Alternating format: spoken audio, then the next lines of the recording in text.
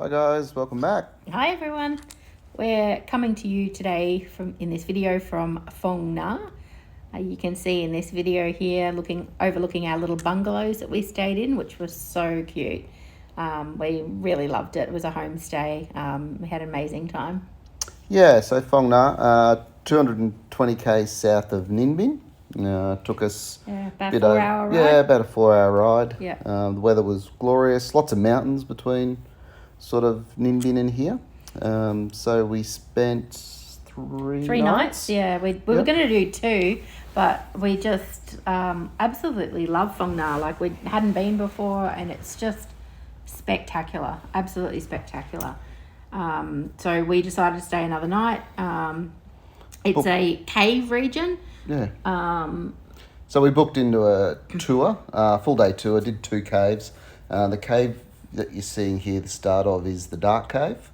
It's a privately owned one, this one. Yeah, this was a bit of an adventure cave. So there was like zip lining and kayaking and then you go through the caves, which we did, and we didn't really know what to expect. No. So you get to a point, after you've done the canoeing, get to the entrance of the cave here, and then you got to swim. So we swam about 100 metres in the cave. Yeah, about 100 metres after this boardwalk here, which was a little chilly. Yeah, it was a cool day. It was only it was about 20 degrees. Yeah, top of 20 in Phong Nha, which is very, for those who have been to Vietnam, you do not expect to feel cool like that in Vietnam, but coming, in the monsoon season and coming up to their winter in December, Phong Nha gets to about a top of 10 in winter, they were telling us. So, it was nice and refreshing. Yeah, so I noticed our mate, our guide here, had the old paddleboard. He wasn't getting in the water. No, he wasn't. He's done this before. But yeah, so there was us and there was probably about 10 other British tourists there. So Dark Cave, obviously, for a reason.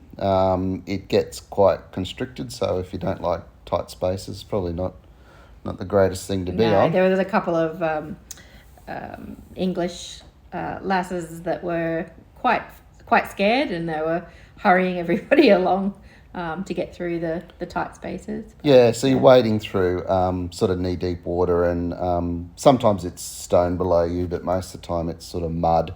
And they take you on this trek through the cave, and you get to a point where it opens up into a slightly bigger area, and then they throw mud on you and whatever, and then you sort of wash it all off, and you make your way back the same direction to the exit to the cave here. So yeah, and then kayak back through to where you started. So it was really, really fun. Apparently there's a lot of other caves. I think there's like 130 odd caves in the area, and some are more challenging than the others.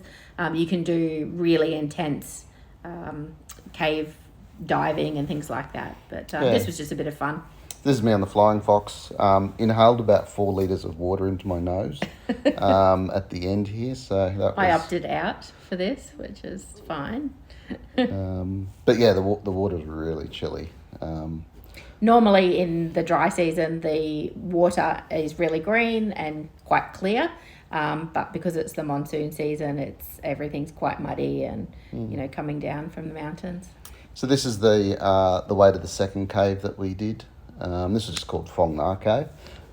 Basically, this is a government-owned one, so they put you on a boat. They said there was 470 boats that they could take.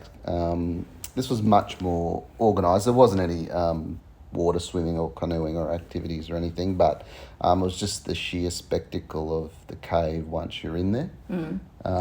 It was absolutely breathtaking. It was so beautiful, and they've done a really good job of placing some lighting to really accent some of the stalactites and stalagmites, I think it's called. And it's just got such a cathedral feeling about it, and it was really, really pretty. Oh yeah, it's in some areas the cave opens up to easily like 70-80 metres wide, and similarly tall. It's the scale in there is absolutely massive. So during the Vietnam War, she was telling us that this was used as a area for a hospital, and with to troops. store military supplies and North ammunition and those sorts of things for the North Vietnamese. So you can see they had a lot of room to use, and obviously couldn't be detected by the enemy. So very interesting and really good experience. This one was really well done, and the boardwalk was great, and the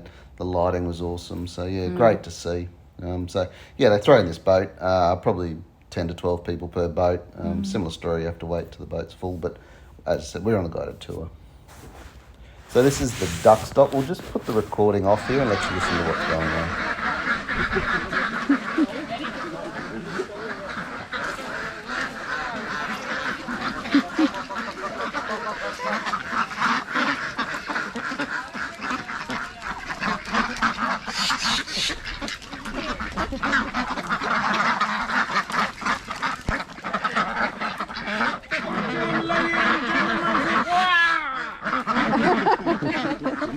Quack quack to welcome our friend, our mate, quack quack!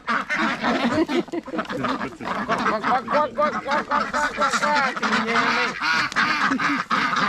I've been here at the top of this. Yeah, bend down. Quack quack quack quack.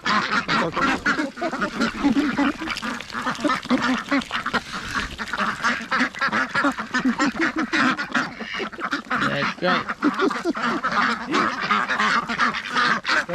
Oh my goodness.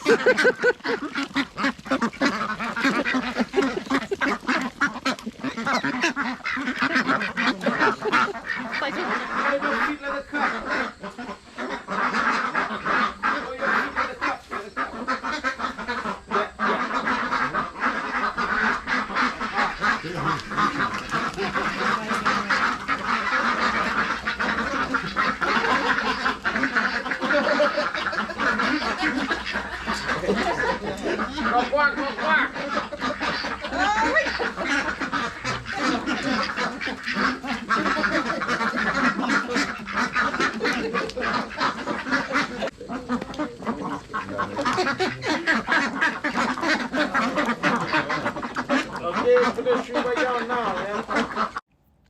So we'd seen on YouTube this place called the Duck Stop, which is just out a little bit from town, and we just thought it was hilarious. So we went along, took the bikes out there.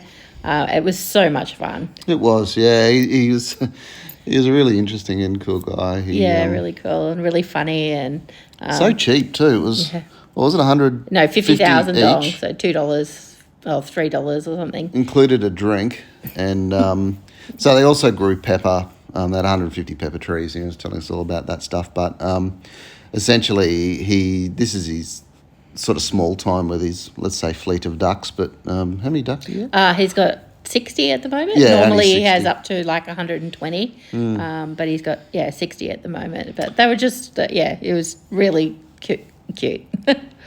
Loved it. They he puts on a bit of a show for you too, and the ducks they full on know what's going on. Exactly. Follow him around, and it was really nice and refreshing to see them all just free range. They're in a fenced off area, but they're wandering around. The happiest ducks I've ever seen. Yeah, that's really for well sure. looked after. Really well looked after. Everything was clean and fresh, well fed. They all looked healthy. It was super refreshing. Really nice. And then, so after the duck stop, we went on the bikes to this waterfall. This is it's called the Botanical Gardens, which is part of the national park. Oh my God, it was so nice. We there's a couple of different paths you can take. You can swim in these waterfalls, but it was freezing. This is like top of 18. So we didn't bother after the duck cave.